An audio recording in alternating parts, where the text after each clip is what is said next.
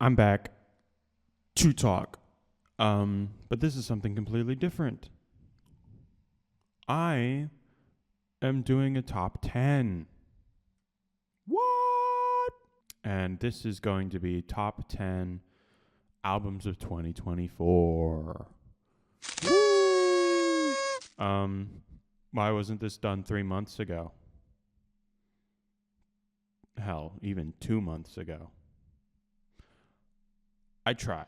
I tried, and then I sent the video through Google Drive, and Google Drive was like, uploading for like a week. It got stuck in an uploading boot. I had to clear the memory on my phone for Google Drive, and now things don't upload on Google Drive, so I've been using Google Photos. I also deleted the old one because I was frustrated, and that kind of sparked my creative slump. It's this video's fault that I didn't post for like a month and a half. But I'm back, and it's March, and I thought, you know what? It's never too late to give an opinion. So here we are. We're going to be counting down my top 10 favorite albums of 2024. When I made this list, I had this video idea in like November. It is now March. It's taken months for me to make this. I realized I don't think I've listened to 10 new albums. So I did my research, mostly in the prog stuff because that's kind of been my thing. Is prog. So I'm sticking to my lane. Here are the top 10 albums of 2024. Let's start off with some honorable mentions, though. I got 4. I had 3, and as I was recording this, I remembered I have a 4th. First off, Bring It Down to the Bass by Tony Levin is such a treat. I never realized how much I loved Tony Levin until this last year. Not just with the album release, but before the album release when I was like, oh, he does so much King Crimson I love. I love his bass work with King Crimson. He's done Liquid Tension Experiment. He's done all this stuff. So his solo album encapsulates some of my favorite bass work in the prog scene. So check that one out. Another honorable mention is Songs for Beating Hearts by Beardfish. This was an album that somebody recommended to me. Actually, we sat down in a listening party and they were like, "Can I show you this album?" I'm like, "Sure, why not?" And it was phenomenal. I really love how it ends. It's got that epic suite at the beginning. It's got this recurring theme throughout it. It hits all the marks really well. Next up, we got The Pineapple Thief. It Leads to This.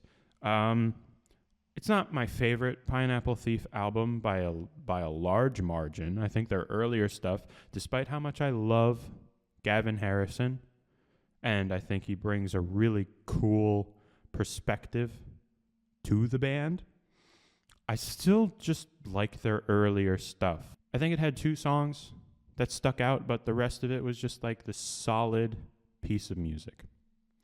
Next up, little bit of a shout out. My buddies in Echo Road released an album called Gemini. Now, I know how it sounds. Your friends band made it as an honorable mention? Oh, of course. Well, they're not in the top 10, but I wouldn't put this in the video if it wasn't such a good album. Seriously, if you've never heard of them, they're local to New Jersey. So, yeah, I don't know. Just go check it out. Now, number 10, Leprous with Memories of Atonement. I was a little disappointed at first, but it's grown on me. It's not my favorite of Leprous. I like Faceless. I like a Sunken Ship. I love, what's the last one? Unfree My Soul. Self-Satisfied Lullaby is also a good one. But the others are kind of eh. And I haven't felt that way in a couple, like Melina. It's the only other album of theirs that I can say has some tracks that I'd skip if I weren't in the mood. Every other album of theirs is usually like song after song fantastic. So it was a little bit of a lull, but it still grew on me enough where I had to include it at number 10. Number 9, Frost with Life in the Wires. This is another band I discovered this year. I listened to Million Town, and that was like my only Frost that I knew. And then they released this new album. I'm like, hey, this new band I like. One of their albums released a new album. I'll give it a listen. It was fantastic. It was really good. The title track, you got, I'm blanking. I haven't listened to some of these in a couple months because I wrote this list a couple months ago. But it's got so many good songs, and the singer has a really good ear for melody. And I think a lot of the melodies hit really hard. Obviously, I recommend it. It's in my top 10. Number 8, The Likes of Us by Big Big Train. This is, once again, another band I got into recently. Maybe a lot of these are recency bias. I don't know. This is their first album with their new singer after the passing of their old singer. And I think he carries the torch really well.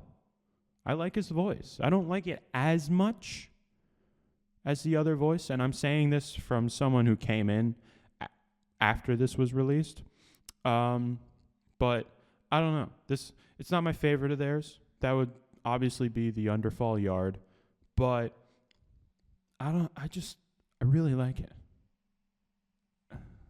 It really hits the nail on the head with progressive metal and some progressive rock, elements of folk. If you listen to it and you know me, you're going to understand why this is on the list. Number 7, Yesterwind by Nightwish. Yeah, this is one of their better albums. Like the last two, I listened to a little bit. I know people don't like it. I didn't really care for them. As much as I love Floor, some of the songwriting since she joined was a little but this album is like really good. It's really well produced. A lot of people complain that Floor Jansen is not high enough in the mix, but when Tool does that, everybody's like, oh, he sounds like another one of the instruments. But people are like, but we want to hear Floor. I like it. She fits in with the other instruments. I don't know. I like it when a band takes some focus away from the singer and it's like, here's the music. And then some of the melody lines in this are so good. They're so good. Check this one out if you haven't. If you've lost a little hope in Nightwish, thinking that they're falling off a bit, check this album out. They are back in business. Next, The New Sound, Jordy Greep. This one was a shocker, kind of. It might be a shocker that it's here. I've really grown to like Black Midi, and within a year of discovering them, they break up. I'm like, come on. But Jordy Greep, lead singer, was like, hey, solo album. So I was like, oh, if I like Black Midi, maybe I'll like this. It's so much different and yet so much the same, if that makes any sense. Like, it's not crazy, but it's jazzy, it's fusiony, it's funky. Yeah, I don't know how to describe it other than kind of late 70s, early 80s fusion with this really silky, smooth baritone voice that Jordy Griep provides. Check it out. I gotta stop saying that. Of course I recommend these albums. Number 5. We're halfway there. We're halfway through. The Last Will and Testament by Opeth. If you've seen my video on the album, I don't need to explain why I like this album. I really like this album. I still return to it. I listened to it like a day or two ago, and I still really like it. I might like it even more. Yeah, but not my favorite of the year, obviously, but it's just really good. It's really, I think I put it 4th or 5th place when I ranked their albums, something like that. So yeah, you know it's good when it's top 5 Opeth albums of all time. Number 4, surprise winner. Well, 4th place winner.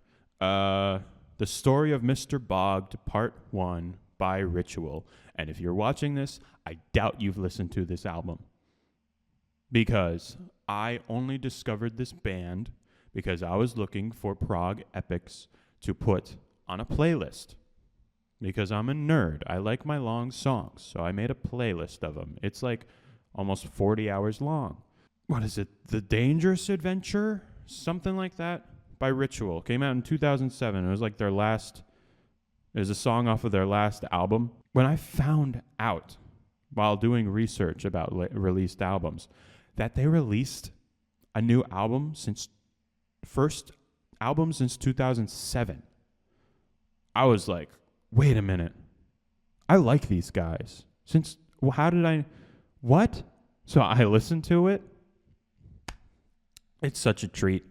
It's got elements of theatercore, which I usually hate, but they pull it off really well. There's like a carnival. It's like scenic, you know? It's got a carnival scene, a passing carnival, so it's got carnival music. It's got like this really great musical kind of song, Read All About It, where everybody's like, where did Mr. Bogged go? And there's this huge chorus of people singing, and it hits so hard. And it's part 1, so I'm really excited to hear part 2 whenever that's released, hopefully this year. I'm fingers crossed it comes out this year, because I'm really excited to hear that. Number 3, Charismatic Leaders by Wheel. This is another one, like Leprous, that I was it had to grow on me. I would have put this lower on the list like a year ago, but I don't know. It's grown on me. I don't know if I like it more than their last album, Resident Human, but this album's really good, and I'm really excited. I have tickets to see them live with Leprous again. Like, I saw them play with Leprous already 2.5 years ago. Yeah, I'm stoked. I love these guys. It's got really interesting rhythms. The melodies work really well. It's kind of, they started as a Tool-like, and they really came into their own, unlike certain bands that are Tool-likes. Tool. Yeah. I don't really know what else to say about this album. I just really vibe with it. Number two. The Bird of a Thousand Voices by Tigran Hamasyan. I love Tigran Hamasyan's work. Mockroot, The Call Within, his first EP is really good. Shadow Theater is really good. He has so many great albums, and this album is no exception. It might be my favorite. It might be my favorite of his albums. It's a concept album going through a Armenian folktale kind of epic. I guess the best way to describe it is an epic, because it's kind of a poem, but it's like really, you can go to tigranhamasyan.com/story, I think, and read the poem that this album is based off of. I'm in the middle of it, and it's really interesting. It's about an argument breaks out in this kingdom, this beautiful kingdom. A child gets trampled and dies in the fight, and the mother's dying wish is that the king produces this magical nightingale that generates peace from its song. People listen to the song of this nightingale and grow peaceful because of it. So his fourth son, after 3 of his sons fail, his fourth son goes out on this adventure to find this nightingale. And it is so wonderful. It's a wonderful story. And I feel like if you're interested in like Middle Eastern studies and just folklore in general, mythology, nobody talks about Armenian mythology like ever. So it's a really unique perspective. And then this album, just the more I read, the more heart-wrenching some of the music is. It's more impactful, But without reading, I put this at number 2. I put this at number 2 without reading the poem. So the fact that the poem just adds more impact really speaks for how well the poem's written, but how well the music works as telling a story. When I listened to it, I didn't know any background. I just knew New Tigran Hamasyan, let's go. And I could tell it was trying to tell a story. I was like, this is a concept album. There's motifs here that are being reused. This is a concept album. And so I did my research, and now I'm doing more research, and I'm just having a blast. This album has brought me so much joy. We got one more, and this is my favorite album of last year, and it's kind of a shocker to no one who's had a conversation with me. Charcoal Grace by Caligula's Horse is my favorite album of 2024. And I think I need to do a track-by-track full video review of this album in response to realizing just how much I love it. So I'm going to leave it there. Dun, dun, dun. Stay tuned for that track-by-track analysis of Charcoal Grace, because I cannot fit the reasons why I love this album into this video. This video is already too long, and my phone's about to die. So I'm going to say goodbye for now. Thank you for subscribing. If you have, please subscribe if you haven't. Share in the comments what album made your... Let's do top 3 albums of 2024 in the comments. That sounds fun. And I'm going to be looking forward to doing this every year. Hopefully sooner in the... not in March. This won't be a March thing. Maybe a January thing. Whatever. Catch you in the next one.